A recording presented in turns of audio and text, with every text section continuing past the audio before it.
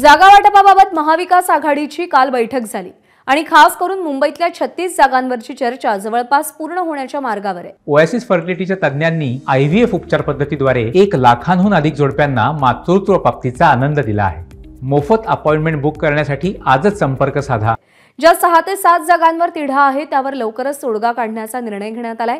जिंकलेल्या जागा सोडून इतर जागांवर कोणत्या पक्षाची ताकद जास्त आहे, त्या ठिकाणी कोण कोण इच्छुक आहेत त्यावरही चर्चा केली जाते। पुढचे 2 दिवस ही चर्चा सुरू राहील अशी माहिती आहे। वेदांत नेब आपले प्रतिनिधी सध्या आपल्या सोबत आहेत। वेदांत, महाविकास आघाडीमध्ये मुंबईतल्या कोणत्या 6 ते 7 जागांवरचा तिढा अजूनही सुटत नाहीये आणि काय तोडगा त्यावर काढण्याचा विचार आहे?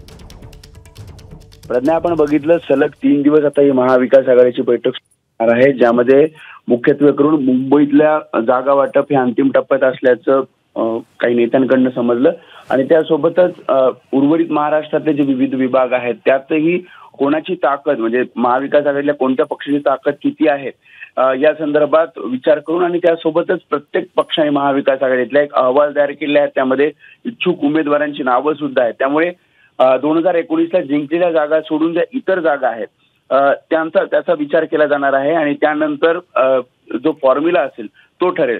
आज बैठक आहे, त्यासोबत उद्या बैठक आहे आणि त्यामुळेच जसं तू म्हणालेस की मुंबईतल्या जागा वाटपामध्ये जो काही तिढा आहे, ज्यामध्ये भायखळा, कुर्ला, घाटकोपर पश्चिम, वर्सोवा, जोगेश्वरी पूर्व, माहीम अशा काही जागा आहेत जिथे 2 किंवा 3 पक्ष हे दावा सांगतात, वर सुद्धा निर्णय येत्या 2 दिवसात अपेक्षित आहे। त्यामुळे आज सुद्धा बैठक होईल आणि ज्यातनं अहवाल त्यासोबतच इच्छुक उमेदवार यांचा विचार करून मेरिटनुसार जागा वाटप केलं जाईल असं सूत्रांकडून सांगण्यात आलंय।